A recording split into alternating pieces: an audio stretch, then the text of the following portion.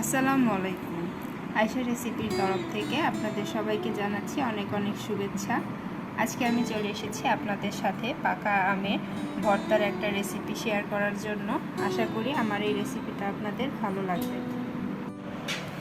দেখতেই পাচ্ছেন এখানে আমি একটা বিশাল বড় আম নিয়েছি। আমটাকে এখন কেটে নিচ্ছি।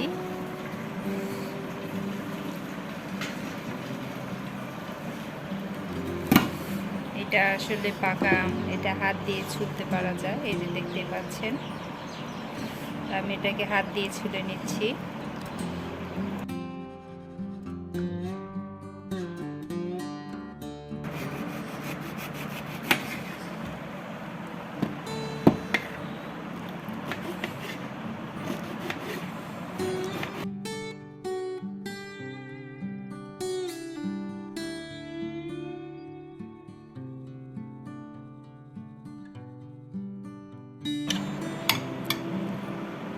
আমগুলো কাটা হয়ে গেছে।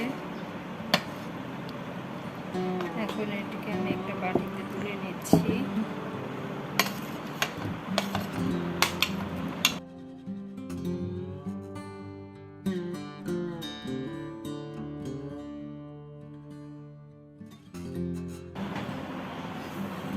এখন এই আমের মধ্যে আমি দিয়ে দিচ্ছি পরিমাণ মতো লবণ।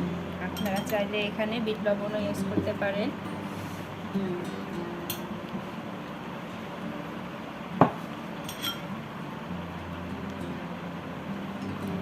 দিয়ে দিচ্ছি কাঁচা মরিচ,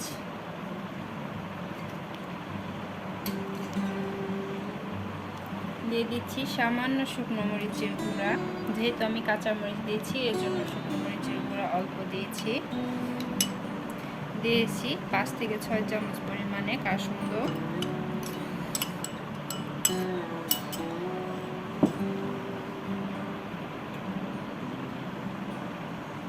দিয়ে দিচ্ছি 1 টেবিল চামচ পরিমাণে ধনিয়া পাতা কুচি।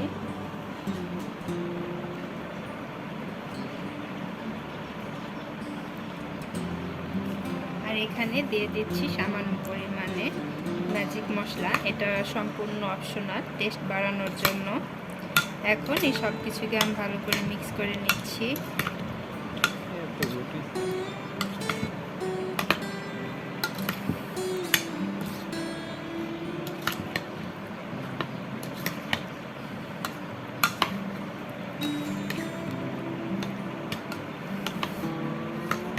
এই পাকা আমটা মিষ্টি হতে আমি এখানে চিনি অ্যাড করিনি। আপনারা চাইলে এখানে 1 টেবিল চামচ পরিমাণে চিনি অ্যাড করতে পারেন। দেখুন মিক্স করা হয়ে গেছে আমগুলো, দেখতেই পাচ্ছেন। তৈরি হয়ে গেছে পাকা আমের ভর্তা। এটা খেতে খুবই টেস্টি।